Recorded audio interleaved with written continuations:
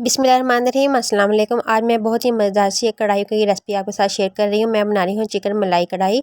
मैं चिकन से बना रही हूँ, आप इसको मटन और बीफ के साथ भी बना सकते हैं, लेकिन आप इन्हें सबसे पहले बीफ या मटन को 80% तक गला लेना है उबाल कर। यहाँ पर मैंने आधा कप ऑयल ले लिया, उसके अंदर मैंने आधा किलो चिकन का शामिल कर दिया। इसको हमने तकरीबन 10 मिनट के लिए मीडियम से लो फ्लेम पर अच्छी तरह फ्राई कर लेना है, ताकि इसका चिकन के ऊपर गोल्डन सा कलर आ जाए।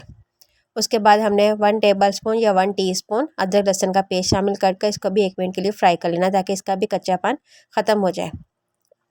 फिर हमने 1 टेबलस्पून हरी मिर्चों का पेस्ट, कुटा हुआ ज़ीरा 1 टीस्पून, कुटा हुआ धनिया 1 टीस्पून, हस्बे ज़ायका नमक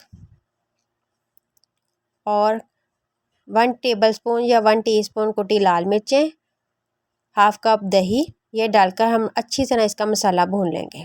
आप चाहें तो इसके अंदर सुरख मिर्चें भी शामिल कर सकते हैं, यानी सुरख मिर्चों का पाउडर भी। तकरीबन 5 से 6 मिनट तक हमने इसको अच्छी तरह भून लिया था, या अच्छी तरह इसकी स्मेल ख़त्म हो गई थी। फिर हमने इसके अंदर आधा कप पानी का शामिल कर दिया और इसको हमने ढककर तकरीबन 15 से 20 मिनट के लिए मीडियम से लो फ्लेम पर अच्छी तरह पका कर गला लेना है। चिकन अच्छी तरह ये देखें गल चुका है। अब हमने इसके अंदर हाफ़ कप क्रीम का शामिल कर दिया है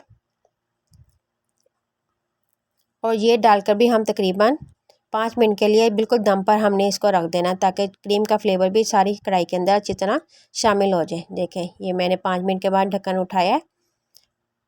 2 हरी मिर्चें और हरा धनिया, मेरे पास फ्रीज़ किया हुआ हरा धनिया था, मैंने वो शामिल कर दिया। आपके पास फ्रेश है तो आप वो भी डाल सकते हैं। बस इसको मिक्स करेंगे और चूल्हा बंद करके हमने इसको डिश आउट कर देना है। ये है जिसकी फ़ाइनल लुक। रेसिपी अच्छी लगे तो लाइक और शेयर कीजिएगा, हो सके तो मेरे चैनल को सब्सक्राइब कर दीजिएगा, बेल आइकॉन को दबा दीजिएगा। नेक्स्ट वीडियो में मिलते हैं। अल्लाह हाफिज़।